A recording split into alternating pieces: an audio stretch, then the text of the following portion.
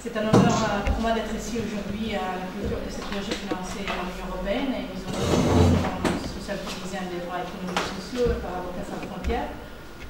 Ce projet qui cible la défense collective des droits économiques et sociaux des ouvriers du secteur textile de Monastir et des chômeurs non diplômés à Garça a atteint l'essentiel de ses objectifs et a obtenu plusieurs résultats concrets.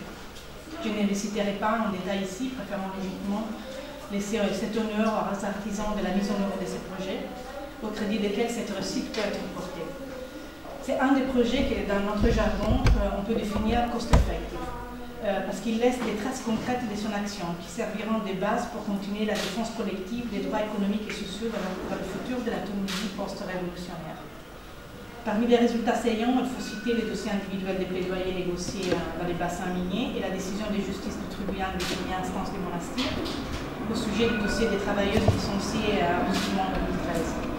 Cela a permis de redonner l'espoir aux plus vulnérables et de voir le droit enfin reconnu devant la justice tunisienne. Ce qui va rester surtout de ces projets seront les compétences transférées au personnel du forum et aux avocats à travers des formations spécifiques sur la défense des droits basés sur les droits humains, qui consiste dans le fait de faire appui sur les cadres législatifs nationaux et internationaux et à mettre donc l'État en face de ses responsabilités, en agissant en justice. L'approche basée sur les droits humains permet de s'éloigner de l'idée que les injustices sont inévitables, mais l'accent sur qui est responsable de quoi et comment s'assurer que personne de la société n'est exclu. L'Union européenne est donc très fière d'avoir pu financer ces projets à travers l'instrument européen pour la démocratie et les droits de l'homme, parce qu'elle considère qu'en Tunisie, les problèmes de l'exclusion et de la vulnérabilité sociale est une priorité à résoudre, afin de pouvoir aboutir à un système démocratique stable. En effet, la connaissance de ce propre droit, la possibilité de s'exprimer et de faire valoir ses droits en justice constituent les bases d'un état de droit fort. Et la Tunisie est bien engagée dans cette direction.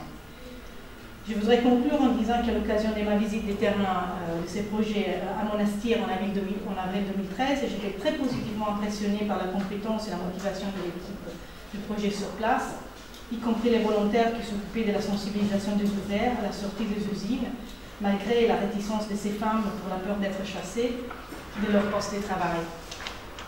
Donc, vous avez fait un travail remarquable qui donne espoir aux citoyens les plus vulnérables. J'espère que le forum va capitaliser sur ces acquis, va continuer l'action des plaidoyers des défenses collectives des droits économiques et sociaux en Tunisie après la fin de ce projet.